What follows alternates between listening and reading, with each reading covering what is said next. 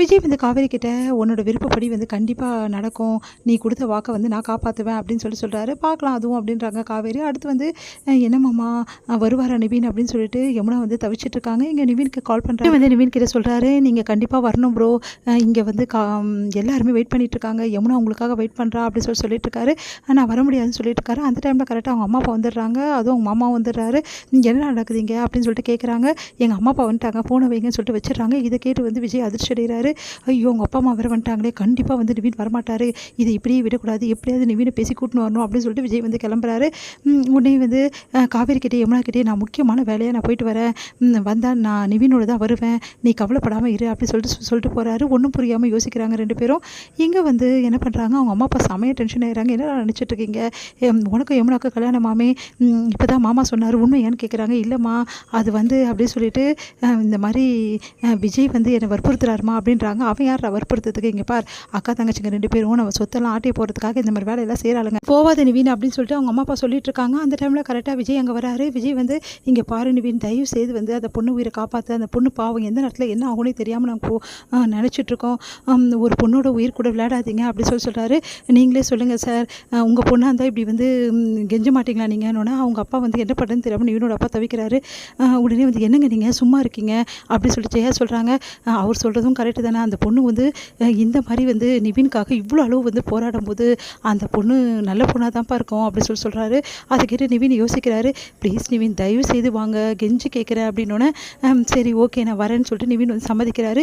இதை கேட்டு ஜெயா அதிர்ச்சி அடைகிறீங்க, என்னடா சொல்கிற, வேறு வழி இல்லைம்மா, அப்பாவும் பாருங்கள் புரிஞ்சுக்கிட்டாங்க அப்படின்னா. ஆமாம் ஜெயா கொஞ்சம் அட்ஜஸ்ட் பண்ணிக்கோ, வேறு வழி கிடையாது, அந்த பொண்ணு பாவம், அந்த பொண்ணுக்கு ஏதாவது ஒன்று ஆயிடுச்சுன்னா நமக்கு குடும்பத்துக்கு மேலே பழி வந்துடும், அதுக்கப்புறம் வந்து பெரிய பிரச்சனை, அவனுக்கு காவேரி தானே பிடிக்காது ஜெயா, அந்த பொண்ணு என்ன பண்ணா அப்படி சொன்னோன்னே சரி வேறு வழி இல்லாமல் ஜெயாவும் என்ன பண்ண சரியாமல் யோசிக்கிறாங்க. உடனே வந்து அதெல்லாம் தெரியாது, வேணாம் அந்த குடும்பமே வேணாம் தான் நான் யோசிக்கிறேன், நீங்கள் அமைதியாக இருங்கன்னு சொல்லிட்டு சொல்கிறாரு. விஜய் வந்து கெஞ்சி கேட்டு கூட்டின்னு போயிடுறாரு. அதை பார்த்துட்டு வந்து செம்மையாக டென்ஷன் ஆகிடுறாரு. வந்து பசுபதி நான் விட மாட்டேன், இதுக்கு நீங்கள் என்ன விடுறது, நான் சொல்கிறேன்ல நீங்கள் வாங்க நிவின் அப்படின்னு சொல்லிட்டு கூட்டின்னு போயிடுறாரு. பசுபதி வந்து ஐயோ இந்த கல்யாணம் நடக்கக்கூடாது, என்ன பண்ணுறதுன்னு தெரியலையே, முதல்ல போய் நிப்பாட்டுமே அப்படின்னு சொல்லிட்டு பசுபதி பின்னாடியே போகிறாரு. இங்கே வந்து என்ன பண்ணுறாரு, அந்த கல்யாணத்தை நடத்தி வைக்கிற அந்த புரோகிதர் வந்து கேட்குறாரு, எங்கே டைம் முடிஞ்ச போது, இதுக்கப்புறம் முடிஞ்சிடுச்சுன்னா நல்ல நேரம் கிடையாது, கல்யாணம் நடத்த முடியாதுன்றாரு. அதை கேட்டு வந்து யமுனா அழறாங்க. காவேரி வந்து அவங்களுக்கு சமாதானப்படுத்துகிறாங்க. நான் தான் சொன்னேன் இல்லை நிவின் வரமாட்டார்னு, கேட்குறீங்களா இப்போ பார்த்தியா அப்படின்னோடனே சரி எனக்கு ரொம்ப கஷ்டமாக இருக்குக்கா, ரெண்டாவது வாட்டியே நான் ஏமாந்துட்டேன்ல அப்படின்னு சொல்லிட்டு அழுதுட்டுருக்காங்க. சரிடி கவலைப்படாத எல்லாம் சரியாயிடும், மாமா வந்து வராருன்னு பார்ப்போம் அப்படின்னு சொல்லிட்டு காவேரி யோசிச்சுட்டு இருக்காங்க. பார்த்தா கரெக்ட் டைமுக்கு வந்து விஜய் வந்து இறங்குறாரு. நிவினோட பார்த்து அதிர்ச்சி அடைகிறாங்க. இந்தாங்க நிவின் உடனே ட்ரெஸ்ஸை மாற்றிட்டு வாங்க அப்படின்னு சொல்லிட்டு என்ன பண்ணுறாரு, விஜய் வந்து அந்த ட்ரெஸ் எடுத்து கொடு காவேரின்னு ட்ரெஸ் எடுத்து தராங்க.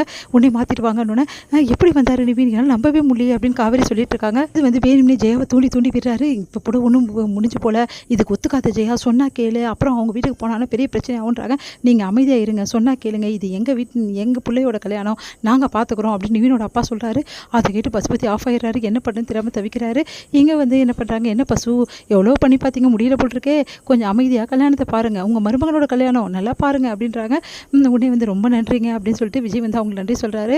அவங்க அப்பாவுக்கு பரவாயில்லப்பா, ஒரு பொண்ணோட உயிர் தான் எங்களுக்கு முக்கியம் அப்படின்னு சொல்கிறாங்க. இங்கே வந்து காவேரிக்கு ஒன்றுமே புரியல, எப்படி நிவினோட அப்பா அம்மா சம்மதிக்க வச்சு கல்யாணத்தை பண்ண வைக்கிறீங்க, எனக்கு ஒன்றுமே புரியலன்றாங்க. பார்த்தல உன் புருஷனோட வந்து விஷயத்த, பொண்டாட்டிக்கு ஒன்றுனா இந்த புருஷன்காரன் அப்படி தான் பண்ணுவான், நீ கொடுத்த வாக்கு இல்லை செல்லும், அதனால தான் அப்படி பண்ணுற அப்படின்னு ஒன்றும் புரியாமல் காவேரி விஜயே பார்க்குறாங்க. அடுத்து வந்து கெட்டி மேலே சொல்கிறாங்க. நம்ம வந்து நிவின் என்ன பண்ணுறாரு, யமுனா கழுத்தில் தாலி கட்டுறாரு, எல்லாருமே ஆசீர்வாதம் பண்ண கல்யாணம் நடந்து முடிஞ்சிடுது. இதை பார்த்துட்டு வந்து சந்தோஷம் தாங்க முடியல, கண்ணிலேருந்து தனியாக கொட்டுது. நம்ம வந்து காவேரிக்கு அவங்களுக்கு சந்தோஷம், அவ்வளோ சந்தோஷமாக இருக்குது, ரொம்ப தேங்க்ஸ் அப்படின்னு சொல்லிட்டு நம்ம விஜயோட கையை பிடிக்கிறாங்க. விஜய்க்கும் சந்தோஷமாக இருக்குது. இவங்க ரெண்டு பேரையும் பார்த்துட்டு நிவினால் அமைதியாக இருக்கார். நிவின் அப்படியே அமைதியாக யமுனா பார்க்குறாரு. யமுனா அவ்வளோ சந்தோஷமாக இருக்காங்க. நிவினை பார்த்து சிரிக்கிறாங்க. ஆனால் நிவின் எதுவுமே பேசாமல் அமைதியாக இருக்கார். அதை பார்த்து யமுனா மனசு கஷ்டப்படுறாங்க. நிவினும் வந்து யமுனா வந்து அவங்க அப்பா அம்மா கிட்ட ஆசீர்வாதம் வாங்குறாங்க. ஜெயா வந்து டென்ஷன் ஆகுறாங்க. ஆசீர்வாதம் பண்ணு, கல்யாணம் பண்ணிட்டான்ல அப்படின்னோடனே வேறு வழி இல்லாமல் வந்து ஆசீர்வாதம் பண்ணுறாங்க. அடுத்து வந்து சரி உங்கள் தாய்மாமா கிட்ட ஆசீர்வாதம் வாங்கலையா, மெயினாக அவங்க தான்ப்பா முக்கியம், அவங்கக்கிட்ட ஆசீர்வாதம் வாங்க தாய்மாமா கிட்ட, அவர் ரொம்ப முக்கியம் இல்லை அப்படின்னு சொல்லிட்டு விஜய் சொல்கிறாரு. அப்படியே டென்ஷனாக வர்றாரு பசுபதி. நல்லா இருங்க அப்படின்றாரு. அதை கேட்டுட்டுப்பா உங்கள் ஆசீர்வாதம் இருந்தாவே போதும், இவங்க ரொம்ப நல்லா இருப்பாங்க அப்படின்றாரு விஜய் பார்த்து டென்ஷன் ஆகிறாரு பசுபதி. செம்ம கடுப்பாகுது பசுபதிக்கு. இதோட முடியுது.